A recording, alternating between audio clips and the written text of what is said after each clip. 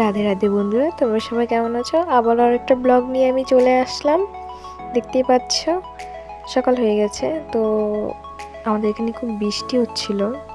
তো ভাবছিলাম যে কলেজ যাব কি যাব না, তাও যাই হোক, যা কাজ করতে হয় আর কি সব করে নিলাম। আর বাড়িতে সকাল সকাল জেঠু এসেছিল, তো চাটা বানানো হয়েছিল, খুব সকাল সকালই হয়েছিল যেহেতু। তো ওদেরকে চা দিয়ে তারপরে যা বাসন টাসন ছিল আর কি সব ধুয়ে নিলাম।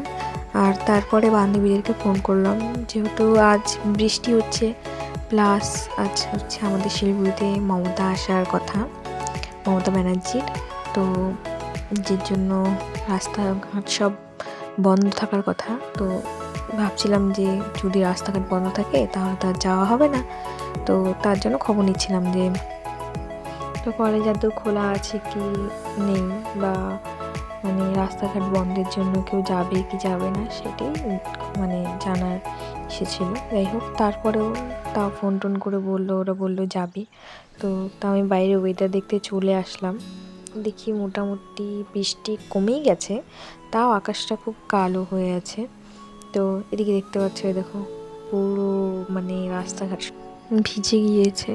তো তাও আমাকে তো কলেজ যেতেই হবে, যেহেতু আজ হচ্ছে কলেজে ইম্পর্টেন্স কিছু দিবে আর কি, ওর জন্য যেতেই হবে।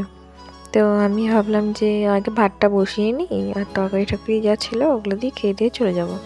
তো ভাতটা বসিয়ে স্নান করে চলে আসলাম। এদিকে দেখতে পাচ্ছ ড্রেস, এবার আমি ড্রেসটা পরে নিলাম, আমি রেডি।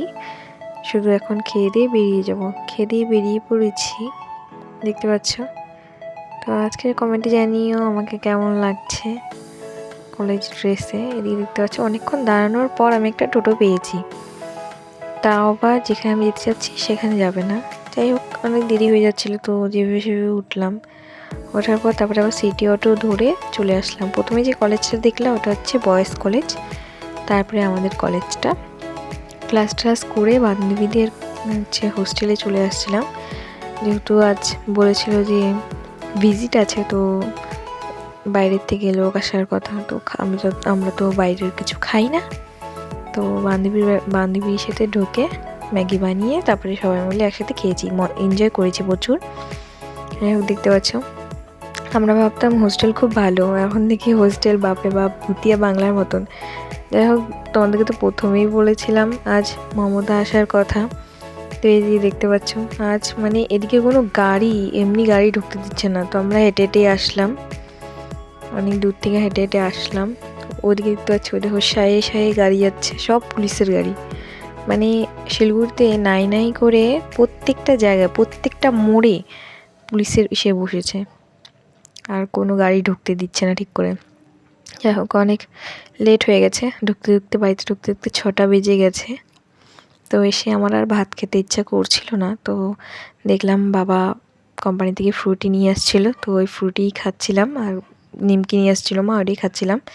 তো এদিকে দেখো আরেকজন, ও খাবে বলছিল, তা বলছে নেই খা, খেলছিলাম। যাই হোক, ওর সাথে খেলে টেলে আমার স্টুডেন্ট এসেছিলো, তো ওকে পড়িয়ে আমিও দুধ আর রুটি খেয়ে দিয়ে ঘুমিয়ে পড়লাম। ঠিক আছে, গুড নাইট, বাই।